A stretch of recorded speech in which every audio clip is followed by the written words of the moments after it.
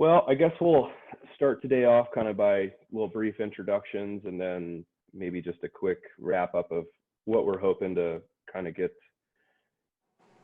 across during this message. So first and foremost, thank you, Sam. I appreciate you hopping on. My name's Spencer Milo. I'm a retired staff sergeant from the U.S. Army. I retired after being treated at the National Intrepid Center of Excellence at Walter Reed. And currently I'm an honorary co-chair for the Intrepid Fallen Heroes Fund. And I'm also the director of veteran programs and strategic development for the Marcus Institute for Brain Health. So Sam, would you mind kind of giving yourself a little intro? I'm sure you can do it better than I would. So my name's Samantha Anderson. I'm a senior airman in the Air Force. I joined in 2017, so I've been in about 3 years. I started getting treated at the the Intrepid Spirit Center about a year and a half ago. And I've currently been released as I'm pregnant. And so I am currently going through a medical board. And so we'll see where that takes me with my career. But as of right now, I'm still working at my job, security forces. And that's me. That's awesome. Do you guys still wear the huge SF patches on your shoulder? Yes. Oh, there we go. Nice. Well, they're not as big as I remember. I remember they were like a whole half the sleeve went all the way up the arm. I always used to remember seeing that. That's yeah. Cool. Well, thank you again, honestly, for hopping on here and being willing to chat. I think it's really important that our brothers and sisters also hear the kinds of stories that you have, that I have, and not only the struggles that we've been through, but the way we've been able to overcome those struggles. I think that's really important for people to hear and realize that you can get past some of this stuff. So I think, you know, what I'm kind of hoping to chat about in general, and when I say chat, I really do mean more of a conversation, is I know that there are a lot of folks that talk about kind of the different types of care that go on at the NICoE, they go on at the National Intrepid Center of Excellence, Intrepid Spirit networks. Really excited about the one down there in Eglin. I've been to a couple of the groundbreakings, ribbon cuttings, etc. And I think what I'd really like to do is just chat about what's going on there, kind of how you got there, what your career looked like before, after, you know, both on the military and the human level. And just kind of have a little bit of a conversation, I guess. So what I'd love to hear from you is just kind of what made you join the military in the first place? You know, why'd you do that? And kind of how you got to the injury. And then I think once you get to the injury portion and how you got hurt, then we'll kind of shift and we'll kind of start playing off of that a little bit. Okay. So I graduated high school in 2016. And I was going to college. I wanted to be an athletic trainer for like an NFL team. That was like my dream. And when I started going to college, I just decided that it wasn't for me. I like to accomplish something and like feel accomplished right away. And college is kind of like that slow walk, and then you get that achievement at the end. And I needed something like, I needed to feel achievement right away. So I got a call from the Air Force while I was in college. And I was like, well, maybe I'll consider it. But I wasn't set because I was like, that's a big thing for me to do. And I didn't really like believe a ton in myself that I could do it. And I started heading down like kind of the wrong path. I was failing out of my classes. I was not doing good because I had other priorities. And so I started to think, I have nieces and nephews. And I was like, I want to be a good influence on them. I don't want them to see me heading down the wrong path, and like I don't want to drop out of college and not have anything going for me. And so I was like, I want to prove to my nieces and nephews that they can do anything they put their mind to, that maybe they don't look like the script of being in the Air Force, as I didn't, but at least I didn't feel that I fit the script. And so I was like, you know what, I'm going to prove to them and to myself that I can do this. And so I was like, well, let's go full force. I'm going to do a job that I would never do on the outside, which is security forces, which is basically a cop. And so I joined, and I was really excited. And I'm like, you know what, let's make this a career. And I came in full force. I don't do anything just like halfway. I'm like, I'm going to go all out. I'm going to make BTZ, which is Senior Airman Below the Zone, which was when you put on early.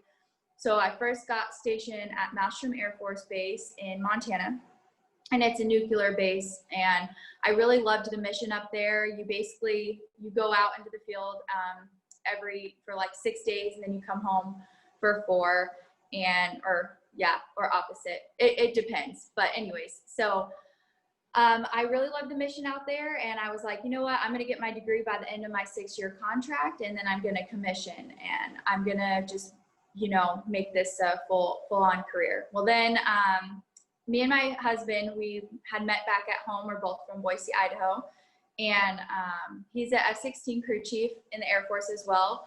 And he was already stationed down here at Eglin. We decided to get married after I'd been at Malmstrom for a year.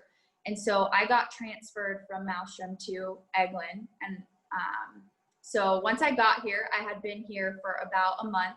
And the mission's completely different. So when I got here, I started learning a whole new job. Up there, I was doing missile security. When I got here, I started doing like full-on law enforcement for the first time. So that was a huge change for me. And so I was already trying to learn my job. Well, then within about a month of me being here, I got into a really bad car accident. And I was, in uniform when I got into that car accident. And I think that really had a huge effect of like how I handled the situation. So I got out of the car and I immediately ran over to the other car. It was a bunch of 18-year-olds. And, I think my adrenaline was pumping, and I was in kind of like cop mission mode, and I was helping them, doing what I needed to do, And then when the ambulance had showed up, I'm like, I'm good. Like, I'll go to the clinic if I need to get checked. Like, but I feel like I'm good, And so then I started feeling like, okay, maybe I should go to the ER. I went to the ER. I wanted to make sure I didn't have any, like, I hit my head pretty hard, and I had passed out. And I didn't realize how long I had passed out for. And cause I was just in adrenaline, like I said. And so I went to the ER, and they ran some tests on me, and they actually found no brain bleeding, thank goodness, but they found that I had a brain condition called Chiari Malformation. So that was like, when I first got that diagnosis, they kind of brushed it off and were like, it's no big deal, a lot of people live with it, you're fine. And I was like, okay, wasn't worried about it. In the meantime, I was like, okay, well, so I'm good. I'm going to go back to work then. So I started going back to work, pushing through, and I started having really bad migraines like I'd never had before.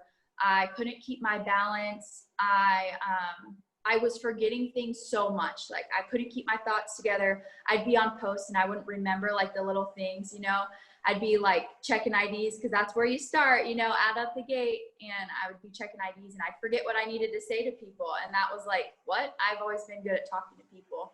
So that was really hard for me. And my flight chief actually recognized the change in me. And he came to me, and, I think it's sometimes really hard for us as service members to like reach and get that help that we need. And I didn't realize there was a problem there. I think I was trying to ignore the problem. So he told me that I needed to go see a doctor. And so I went to see my PCM, and she referred me. I didn't even know this clinic was a thing. I didn't know it existed.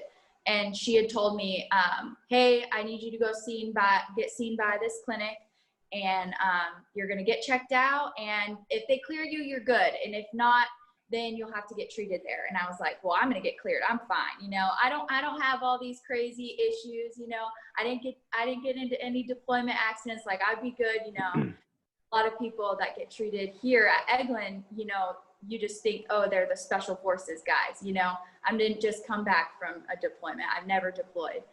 And so I ended up getting seen, and I needed to be seen by every single section, because you know how you go through the in processing and you get seen by everybody. And they were like, yep, okay, well, we're going to schedule for your follow-up, and you're going to start getting seen with, occupational therapy, with physical therapy, everybody. And I was like, oh my gosh, like, I'm like that. Like, I like need help that badly. And they were like, well, yes, it will greatly benefit you if you're having all these issues, So I started getting seen, and then my brain condition, the Chiari Malformation that I got diagnosed in the ER, I was getting better with my TBI, but my Chiari, when I went to get seen, it was blocking my spinal fluid. So my spinal fluid wasn't flowing at all on one side, but it was barely flowing on the other. And they said that could have made me paralyzed. So then they were like, okay, you're going to need brain surgery. And so I was like, all right. So then I was freaking out about that. And the clinic really came in, Intrepid Spirit Center, they came in and they were like, you know what? We're going to take care of you through this whole process, because I was terrified. I'm like, my clinic, or my neurosurgeon that I get seen at is in New Orleans. That's 3 hours away from me. I'm like, how am I going to get treated for this brain condition past surgery when I'm not close to where they're at getting treatment for? I didn't think it was something that I could even get treated for post surgery here. And they were like, nope, we got you taken care of. And they helped in my whole recovery process. So that's kind of how I got here, and how it kind of turned into something kind of different and more intense in the end there. But. Oh yeah. Well, I appreciate you sharing that.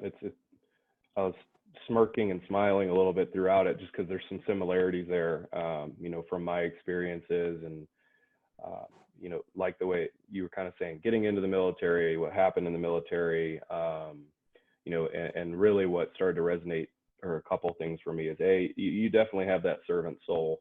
I think that most of our military members have. I could hear it, all throughout what you were talking about, is what you wanted to do, but there was always that to help other people and to lead examples for other people. And you got out and checked on the other people, and, all those kinds of things. And what you're doing right now is exactly that. You're helping other people, whether you realize it or not. So, I joined the military.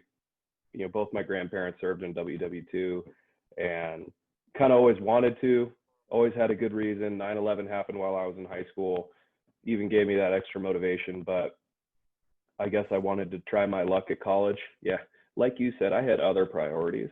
I'll just own it. I liked to party, so I was not the best student, and I kind of got to a point where I wasn't doing poorly, but I just decided, look, I'm not going anywhere. Like, I wasn't doing anything with forward progress. It was just kind of stagnant. And so I joined, and got to brag. And within about a year of joining, I was in Iraq for a 16-month tour.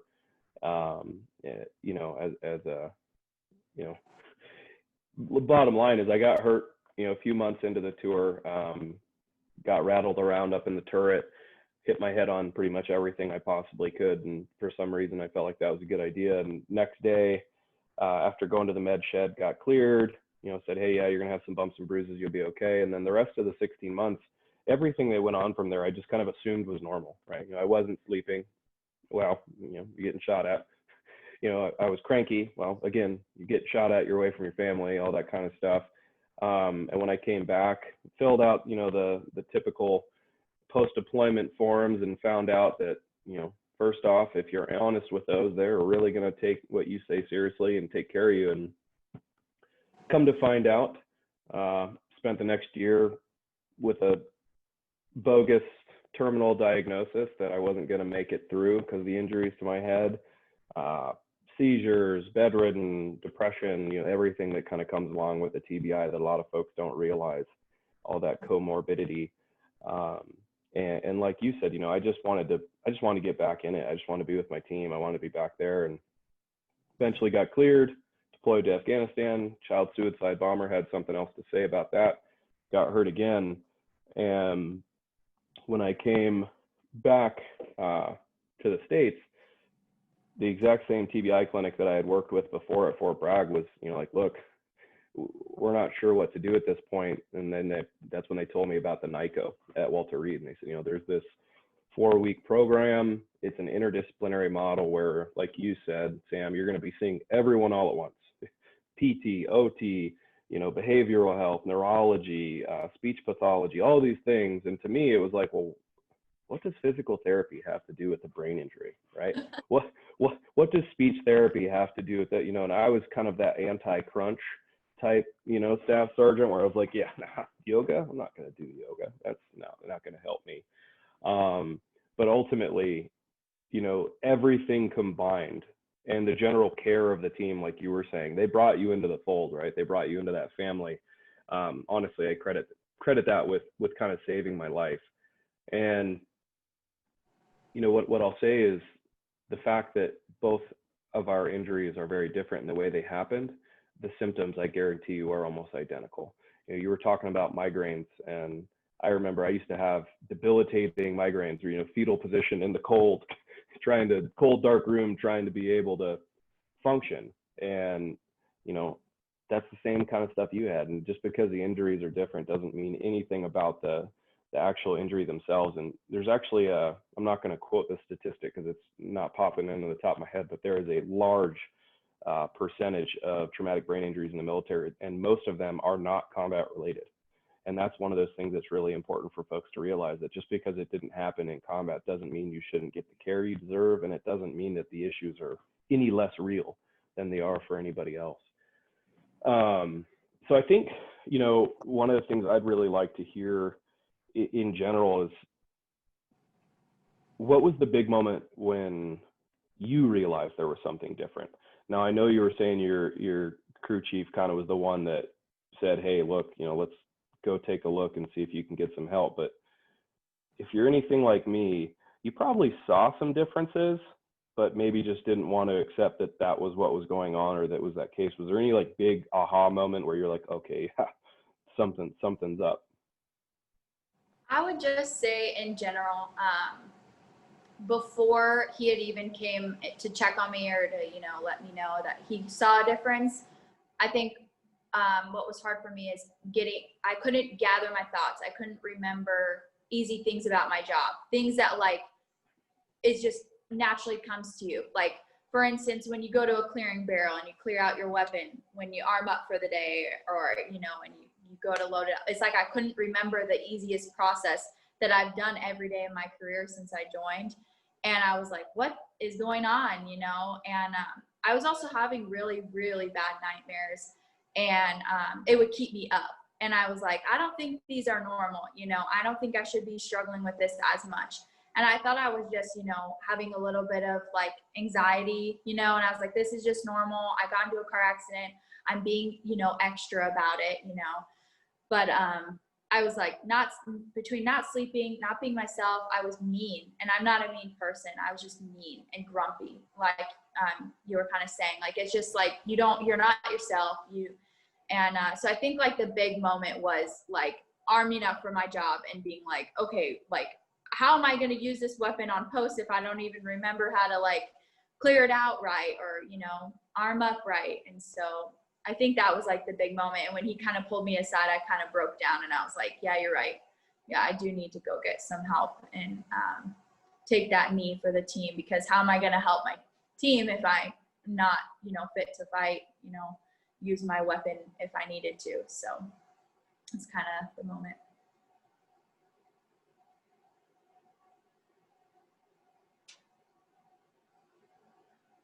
I think you're muted.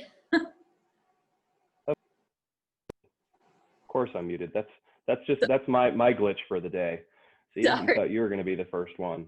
No, I think like you said, you know, if you can't take care of other people, you can't take care of yourself.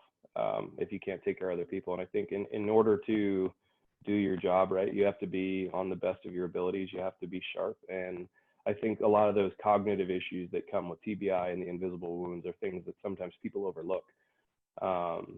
And you know, the temper and all that kind of stuff. You know, I remember, like you said, you know, just being grumpy for really no reason and having no validity behind it. You know, even my wife would be like, is there something like specific that's making you a turd, or are you just being a turd? And it was like, well, I'd like to give you a good excuse as to why I'm being a turd, but I don't have a good one.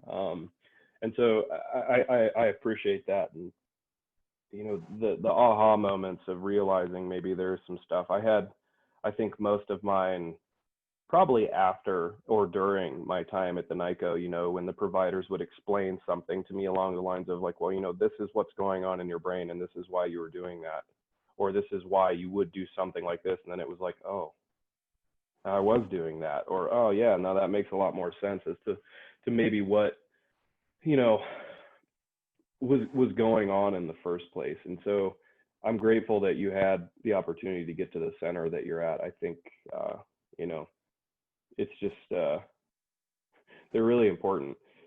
What was your first day like, you know, when you walked in? I know I have some pretty vivid memories of what I thought my first day was. What were yours like? Well, I had to get in pretty early. I was just kind of like, what is this place? I didn't even know this was on base. That was like kind of my first thoughts. And then I was like, I saw all these, there was a lot of like Army Special Forces guys, like I had said, and I'm like, they're going to think, what is this young girl doing in here? You know, I'm like thinking all self-conscious. And I was honestly just thinking, all right, I'm going to get through today. And I'm not going to have to deal with this. You know, this is just checking the boxes I need to check. And then maybe, you know, maybe I'll just, you know, get prescribed something for my migraines and my PCM will be like, all right, you're good, you know? And so, yeah, really, I thought it was amazing though. When I was going through each step of the way in each clinic, I was like, wow, like you were kind of saying, I laughed when you said, you know, what does speech therapy have to do? And I remember looking at the thing and I'm like, oh, I definitely, you know, this next appointment, speech therapy, I'm going to be good. Like, I'm good. I'm not going to need that. You know, I'm not going to have appointments for that. And I did need appointments for that. And it was good that I got it, because when she was going through those flashcards in speech and, you know, going over, you know, the reading, and I was like, oh my gosh, I'm like, man, I feel like I'm in first grade. I can't even get this stuff right. Like, you know, so, yeah. And then when I got to physical therapy, like you said, even like I had those same thoughts. I was like, man, physical therapy, like this is my brain that's messed up. Like, I mean, I'm good. I'm fit. Like I can run. I can go run right now, you know. And then they get you, you know, on one foot and you're all like, whoa, I can't stand up. And, you know, that's when I was like, wow, yeah, okay. If I can't even stand up on one leg, like I may be able to run, and so my was interesting, because when they start running you through those tests, I think each step of the way, I was like, made me realize more and more like, oh my gosh, like, okay, you know, I do need this help and this is going to be really good for me. And I kind of gave into the process by the end of the day. And I was like, all right, let's go, you know, let's do this thing. So. Yeah. I laugh about the PT stuff. My big thing was, well, close your eyes. Well, why? I don't want to close my eyes. And it was because I knew as soon as I closed my eyes, I was going to fall over. You know, it just makes me chuckle. The flashcards, and I remember the neuropsych testing and the dexterity. Put the pins in this. I'm like, man, I'm not in kindergarten, but I'm like trying to get everything in. So I get it. Yeah, I remember my first day walking in and just being like, wow, this does not look like your typical military health, you know, location. Didn't see your typical burnt orange or aqua blue chairs in the waiting room, and I didn't see the smiley faces all over letting me know whether or not I felt good or bad. And I just remember feeling very overwhelmed in both a good and negative way as to how many providers were going to be working with me. And I think one of the things I really appreciated was that they already had a pretty good understanding of why I was there, what my issues were. And so I didn't have to spend the first 30 minutes of every appointment explaining my background, why I'm there, how I got hurt, what I'm doing, you know. And I think what I really appreciated as well is, you know, and I'm sure you've gotten to experience this as well, is, you know, the questions of, well, what are you hoping to get better at? What are you hoping to have improve in your life? Because, you know, I think we get so used to just being told what to do, A, in the military, but B, by doctors as a whole. You know, societally, we're brought up to listen to doctors, to do as we're told because they know best. And, you know, I learned through the NICoE very much so to be my own advocate in a good way. And they were great about educating me as to what was going on. And I can only imagine, you know, that they've done the same thing with you. And I guess, you know, I think for me, I'd love to kind of hear about the different kinds of modalities, maybe even some of the more non-traditional, you know, that you got to participate in, what your thoughts on them were, You know, and as an example, I would say, you know, when I got there, I think what you're sitting in Central Park right now. I think you are at the location right now. Yeah, yeah, yeah. I remember at the NICoE, and like, oh, there's Central Park, and I remember like, what? Like, we're in DC. We're not in like we're not in New York. You know, and then, you know, I remember seeing the labyrinth and walking up to the art therapy and seeing all these, you know, cool masks and bongo drums, and, you know, part of me was like, oh, it's kind of cool, and then there was the other part of me that was like, I'm not touching a bongo drum. Like, I am not painting, and like a lap, no, yoga mat, yeah, no, I'm not going to go stretch. Like, stretching's not for me. Yeah, I just remember kind of having that thought, and like we had talked about with some of the, you know, PT, I don't want to do PT. That has nothing, I'm not going to, well, I don't need to stretch my back in order to get my brain to work, or, you know, things like that. And I just remember now looking back, I kind of chuckle because all that stuff makes sense now. It was all so much more helpful, and, you know, having that many doors open for treatment for you, I think is really important. So I'd love to just kind of hear what your thoughts are on, you know, all of those different types of modalities, and that, what did you find most effective? What surprised you? You know, those kinds of things. Okay, so I actually have quite a bit to say, so I might ramble on a little bit, so just cut me off if you need to. All good. Because really, like, I was very skeptical of each aspect of the clinic. And like you said, like, I was like, I don't know how that will help. So the first thing I'll talk about is physical therapy. So I ended up really needing physical therapy. Like, that was the biggest aspect that I needed help with. And not only for my TBI, but Chiari, the brain diagnosis that I had, it affected like all, like, I think the accident maybe made it worse because I didn't have any coordination. I didn't have balance. I really struggled with that. And the physical therapists here at the clinic, they took me in, and I could talk about things I was struggling with at work while we were, you know, they would keep my mind off what we were doing. You know, if I was like really mad that I couldn't stay on this foam pad standing on one foot, you know, for 15 seconds, I kept falling over, and every time I closed my eyes, I got dizzy and, you know, felt like I was going to throw up. They'd have ginger chews, and, you know, I'd go and get the ginger chew and I'd feel better. And me and my physical therapist, we were able to create a bond too, where I would come to her and I would just babble on about so much going on at work, you know, and just life. And it was like, kind of like she was not only helping me physically, but mentally get my mind off of, hey, you know, like, I'm struggling that I can't stand on this phone, like I said. But she would talk to me about other things to help me kind of like not realize, you know, that I had this big issue, and not focus on, you know, the bad of the treatment. And it really went through that whole way. And I had a PT test coming up. I thought I was going to take a PT test before I had brain surgery. I was crazy. And so I was like, I need to get ready for this PT test. Like, and as it got closer to the end, before my brain surgery, it ended up, I couldn't take my PT test. I was getting too dizzy when I was doing sit-ups, but she was helping me feel like I was going to take that PT test. So, which really helped me out. And then before my brain surgery, I started to get really, well, first off, the yoga that you were talking about, I was like, that's not gonna help me. And they're like, no, if you're having nightmares, like, this is gonna be life-changing for you. And I'm like, how's yoga gonna help me with sleeping? I'm like, okay, you know, I'm gonna practice some yoga moves before bed and whatever. So I was like, all right, let's do it, you know, anything to help my nightmares. And so was doing what's called iRest. I don't know, you probably went through that. Oh yeah. Not typical what you think yoga would be. They're like, all right, we're gonna lay here and you're gonna listen to me talk, and then it's gonna help you with your sleeping. And I'm like, okay, you know, we'll see. And it ended up actually being like completely life-changing for my sleep even now. Like, even now I practice it, and I think it's something I'll always practice, you know, and incorporate into whenever I'm having trouble sleeping, you know.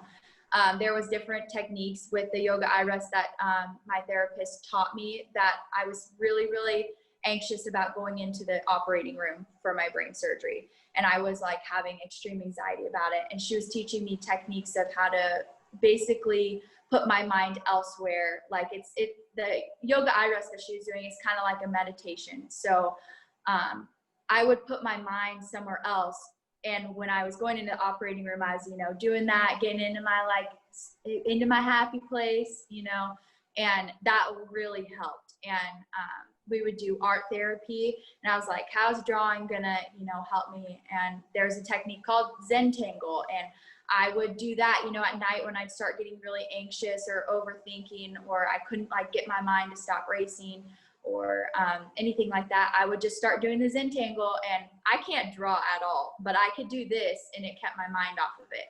And so that was life-changing for me. And then occupational therapy, I was like, I'm not gonna need this, and I do the little like button press, like how quick you can press the buttons. And I was really slow. And my therapist was like, oh, I'm gonna be like a ninja, and I'm scared to force, I can do this, And then they're like, well, you are double as slow as the normal person's reaction time. And I was like, what? And they're like, love it when they say that to you. yeah. And I'm like, okay, so now you're telling me I'm slow. But it was something that they would create a competition between me and the special forces guys, or like any of the other people. And I'm like, I'm going to beat them. I'm going to be faster than them, But it also made me realize that I shouldn't be arming. If I can't have the reaction time as a normal person, how am I going to pull my weapon out in time? I can't pull my weapon out in time, and then now my counterpart is at risk, or maybe I'm at a domestic and now I'm putting a wife and kids at risk, from somebody, or a husband at risk. And so just all those, and then with occupational therapy, I was a softball player. And so they incorporated me tossing a ball, they would do things that I like doing that was in turn, helping me out. And then just like, there's just so many, I could literally go on for hours. There's so many therapies that I went through that, was so helpful to me. And I'll always look back and be like, I'm so thankful that I got that, because I needed it. Especially post, like after my brain surgery, most people that have the brain surgery I had, it takes them years to recover. They have to walk with a walker for a while. They aren't used to the balance, and really I was back up on my feet right away. I may not be able to ever do my job fully again, but I know for a fact I'll be able to, have a baby on the way, and I know for a fact I'm going to be able to keep up with her for the rest of her life. And that's something I maybe wouldn't have been able to do, And so all the therapies, like I said, I could go on forever about them, but those I feel like are the biggest ones that are standing out to me right now. No, I hear you. This is, if it makes you feel any better, this is my art therapy. You'll see this little stick figure. That's about as quality as I can do. So I hear you there, not being much of an artist, but I actually thoroughly enjoyed that part of it. And I think, listening to what you're saying, I think a couple of the big things that really sat with me is, for one, all of these modalities, different types of treatments, and the providers that are on staff there, are experts in their field, but also in regards to TBI, right? And so it's not just, they understand how to put their practice towards TBI, which I think is incredibly important. They give you all the time that you need, right? It's not your typical doctor's appointment where you're rushed and you only really get 5 minutes of actual treatment. If you're in there for an hour-long session, odds are you're probably getting 55 minutes to an hour of actual treatment, which I think is just incredibly important. And I think, lastly, what really resonated with me is with you talking about how helpful yoga and some of those types of practices, iRest, thing like that. You call it Zentangle? Is that what you called it? Yeah, Zentangle. That's a new one for me. I'll have to look into that. Art therapy, OT, with things like that. I think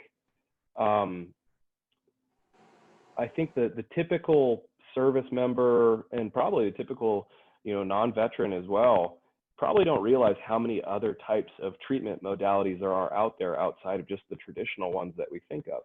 And I think the fact that the Intrepid Spirit Centers and the NICoE are able to bring all of those together, right? They're able to meld the traditional typical behavioral health, neurology, physical therapy, speech pathology type of appointments together with yoga, art therapy, canine therapy, you know, all of these different things, heart math, mindfulness. I think that is what really is a differentiator for them. I think, you know, especially for, you know, folks like myself who tended to be a little less on the crunchy side, I guess back then, if that's what you want to call it, you know, I didn't even know those things were an option. And of course, which means I didn't, you know, the unknown is scary, so I didn't want to touch them. But some of those were actually some of the most impactful in regards to getting me to accept care and kind of get better. So I hear you there. And I was equally as surprised as some. And like you, I could probably spend 45 minutes per modality, you know, or treatment option. But I don't think that's what anyone really wants to hear. So I think what I'd like to kind of shift towards, I think, is some of the broader issues that I think affect the majority of the military at times, but also just people in general. And I think that's kind of the stigma that comes along with the invisible wounds, right? And I say that because, you know, if you see somebody that physically you can tell was injured, it's a little bit easier to kind of, I guess, give them that benefit of the doubt, or to, you know, when they say that they're struggling with something, like, oh, well, of course you are, I can see it, right? Except when you're sitting there, like you were saying, at the gate checking IDs, and you have that, I like to call them brain farts, and you're just kind of like, oh, that's what I need to do, right? It's just not there at the tip of your, you know, you're used to being such a high performer, and then any kind of lag in that, you notice. And I think people tend to look at that and they're like, oh, that person's just spacing out. Well, no, there's actually a cognitive issue there I'm trying to figure out because of an injury. So I'd kind of love to hear, you know, what kind of stigmas you think are there, what stigmas maybe you're faced with, especially considering that your injury wasn't combat related, if there was any separate or additional types of stigmas. I would just kind of like to hear what your thoughts on those are. And then after, I'd love to hear kind of how you think we can get past those stigmas. Like, what would you tell your, you know, your fellow airmen? What would you tell, you know, your fellow service members or veterans, you know, how to get past that, or how else to look at it? Okay. Yeah, I actually really struggle with this. In my job, when you can't arm, you're, I think other people on flight that can arm, they kind of look at you as like you're useless. And that's how you feel too. I can't arm, I can't do my job. I was determined that just because I was getting the help, and I'll go into that after I say what I need to, but I was determined that just because I can't arm doesn't mean I'm not going to be useful in my job, because I knew I couldn't arm. I knew that wasn't a good thing with how slow my reaction skills were. If I can't remember basic things, I shouldn't be carrying a weapon. People on my flight, I hadn't been at this base for very long, so they didn't know what kind of worker I was. And that was really hard for me, because I had this big goal of going up for senior airman below the zone board. That was something I really wanted. And I'm like, well, now I have this injury, and I just kept putting it in the back of my head, like, oh, you know, people are going to say all this about me, and I'm not going to be able to get senior airman below the zone because I have this injury now, and now I can't do my job, which was all wrong. So in the beginning, when I first started not being able to arm, people just automatically assume when you can't arm, oh, it's mental health reasons. Oh, you know, she's just struggling. She's like being dramatic, you know. And I had told them I had been in a bad car accident, you know, and I got a brain. I was very open with my flight about it. And there was still, even with me being open, there was still people going behind my back and saying, you know, she's just making this all up because she doesn't want to work. She's just lazy, you know, she doesn't want to arm and do her job. And I was like, that's not true, you know, and it bothers me so much. I'm such an advocate now after going through this on flight of when people do need help, whether it's mental, physical, brain, you know. I have a few people on flight who opened up to me saying that they are now, that they started the process of getting seen here. And, you know, I was able to share about my process and try to get the stigmatism out, like away from that, you know. But anyways, so it's a stigmatism that is in the military so heavily that you can't do your job just because you're getting help. And I decided, nope, I'm going to go up for BDOC, which is basically, it's like the dispatch. You're a dispatcher. So, and you don't have to arm for that. I mean, one person has to arm, but one person can be not armed. So I went to my flight chief. I was like, just because I'm getting help, I want to go up for the desk. You know, I want to do this and that. Like, I still want to get bullets for my EPR so I can, you know, try to get senior airman below the zone. It's something that I'm still really serious about. And it was a lot on my plate with going through treatment. And it's not something I had to do, but it was something I felt like I wanted to do, not only for myself, but to show others on my flight, like, just because I'm getting help, I could still do my job. I could still do what I need to do to help the flight out. And, you know, I didn't want people to look at me like I was just being lazy, because I wasn't. And it's not something I could have even helped. But it was hard hearing people say, you know, she's just trying to get out of work. She's just being lazy. That was really hard for me. And just to try to get it across to people, like, I'm not, you know, it's not something I can help. I know you can't see an injury present, but there is an injury there, and try and explain it to them. And up until I ended up getting brain surgery, there was still people saying, like, I was making it up, that I was making up some brain condition, which I'm like, why would I make that up? This isn't something I can just make up. You think I want to go through this, but I don't, you know, you think I want to, you know, go through everything. And, you know, I was going to treatment. I would be going to treatment from, you know, they weren't realizing I'd be at treatment maybe from 7:30, and then my shift started at 12. And then I'd work from 12 until 9 at night. And so they weren't seeing that, you know, I had already been on base for so many hours, you know, going through treatment, which I had no issue doing. You know, I was going to work my shift. And so I ended up going up for the desk, and then I ended up actually getting BTZ. I worked really hard for it. They didn't see all the things that I had done at my previous base, and I didn't let my injury stop me from the goal I wanted to achieve. And, you know, at the end of the day, people can say what they want to say, you know. I had to get into this mindset. People can say what they want to say. They could have said, I don't deserve to get senior airman because I wasn't arming up, but I was still working hard, and I still knew who I was as a person. And you can't help an injury that happens to you, but you can help getting help. And now I can be there even more so because I am in the right mindset. I may not be able to still arm up because, I mean, and now I'm pregnant, so that adds to it, but I may not be able to still arm up, but now I'm a great BDOC controller. I can help people on my flight, you know, and now I have a better understanding where I can tell people it's okay to get help and walk it through, because people weren't very nice to me about me not arming up. And so, I don't know, I think it's just that getting that stigmatism out of people's head is that it's why is it something people get mad about when you can't help it, you know, something that you can't help if you're having issues with an injury. So yeah, well, you know, Sam, I appreciate you sharing that. And yeah, it's a tough thing, the stigmas out there. I had you know, the same stuff, you know, oh, he's malingering, and oh, you know, he should be better by now, or oh, you know, somebody, you know, has it worse. There's always that story. And you know, it seems like, you know, you from the very get-go took a very proactive approach to it, were able to kind of look past it, and you didn't let it, you know, really kind of affect your ability to want to get treatment, you know. And I wish I could say the same. I think I really bought into that stigma myself. You know, I was so convinced, especially after my first injury, that, like, you know what, nah, that's not a thing. You know, PTSD is not, I don't have that. You know, oh, I'm just being weak. You know, I don't need to go get help, and I don't want to get help. I just want to get back to the fight. I just want to do that.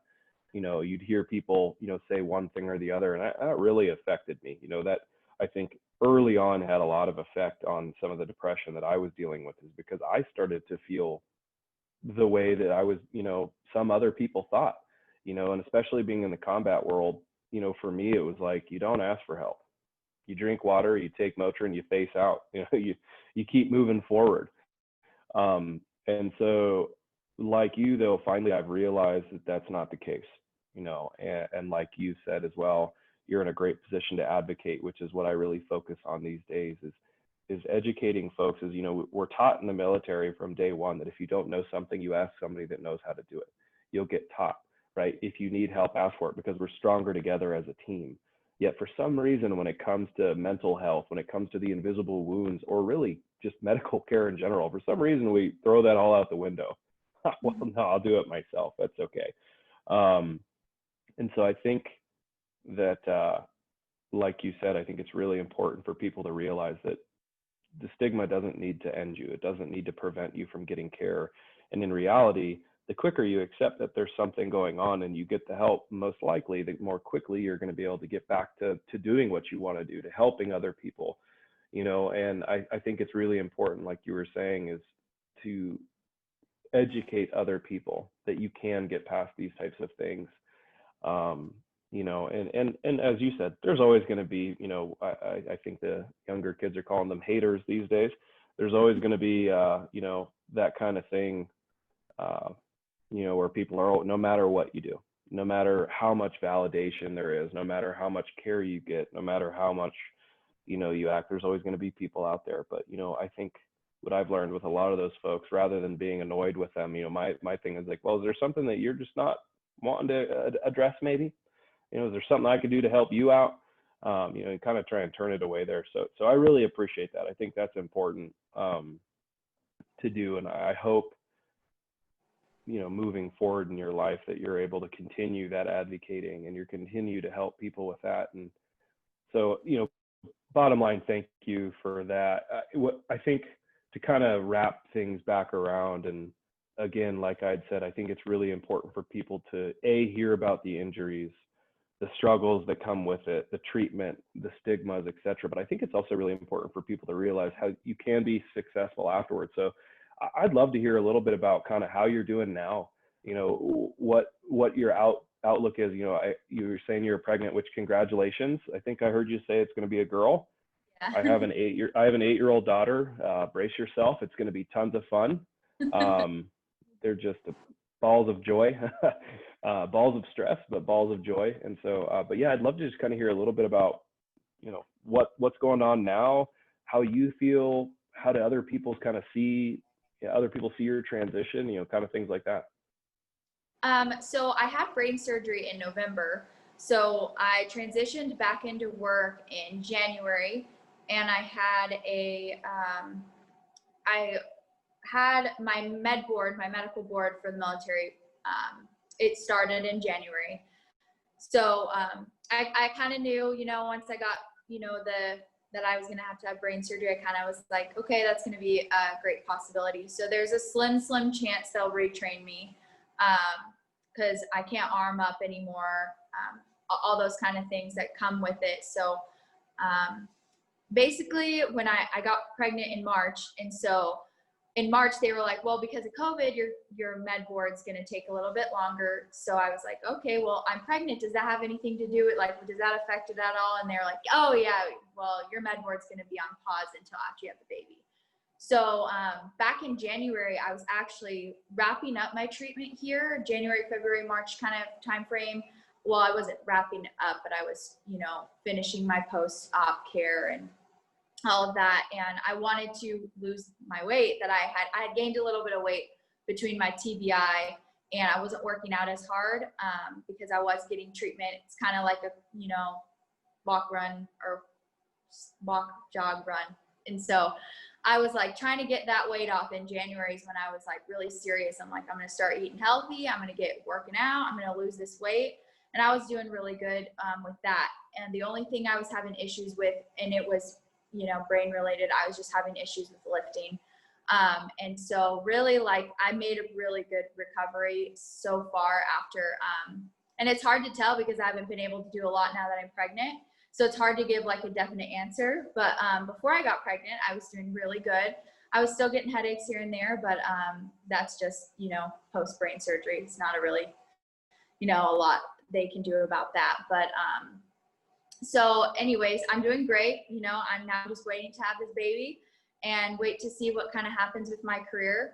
I am planning for, if I do get transitioned out, whether that be medically discharged or retired, I am planning through this whole process, it's opened my eyes to what I really, really want to do. And I was into sports medicine before, which is kind of similar, you know, realm. But after working so closely with physical therapy, that is what I want to pursue now whenever I do transition out. whether that end up being in 20 years or whether I do get transitioned out within the next year. I'm a year away from my bachelor's degree once I start going full time. So I'm going to get that. And then I want to get my physical therapy degree. And I think it would be great, you know, I mean, I'm obviously going to have to start somewhere, but I think working with TBI patients, I have that, you know, under my belt that I went through that and have that understanding of what they're going through.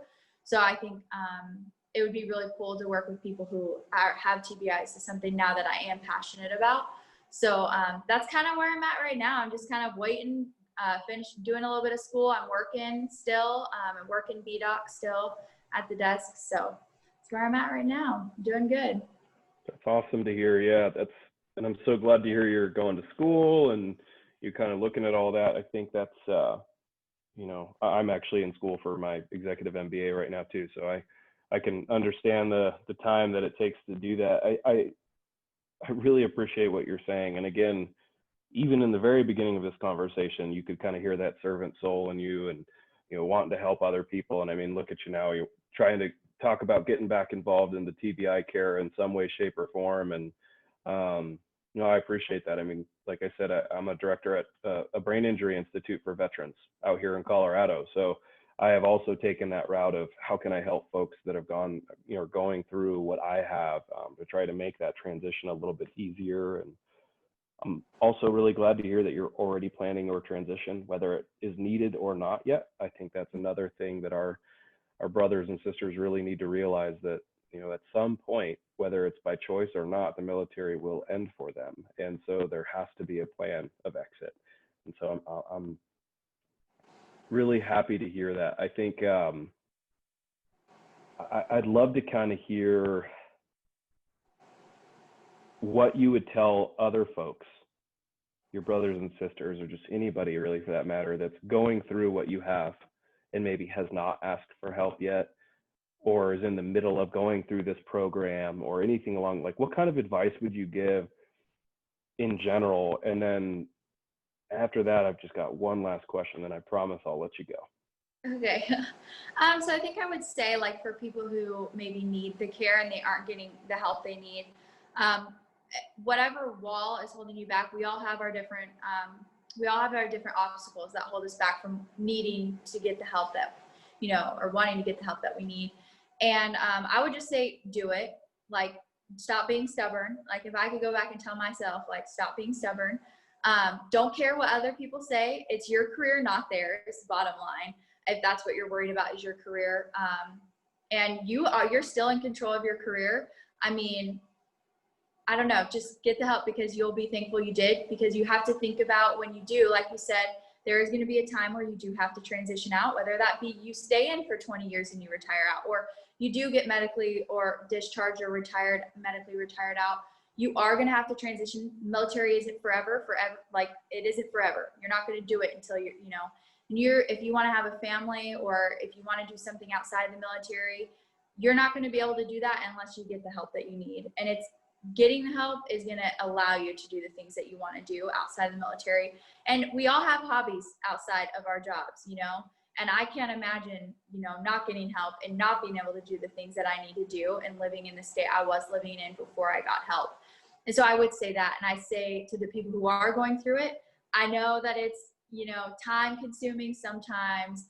And I know that it's sometimes, you know, hard to listen to the noise of the people you work with, but in the end, it is worth it. And you'll be so thankful, and you look back on your experience and be like, all that time, all of the, you know, all those, you know, sometimes with the hard pills to swallow is going to be good for you in the end. And it's going to teach you so much. And, you know, it might be something that you become very passionate about in the end too. And maybe it's what you're meant to go into someday as well. And so I would just say, you know, do it and just stop being stubborn.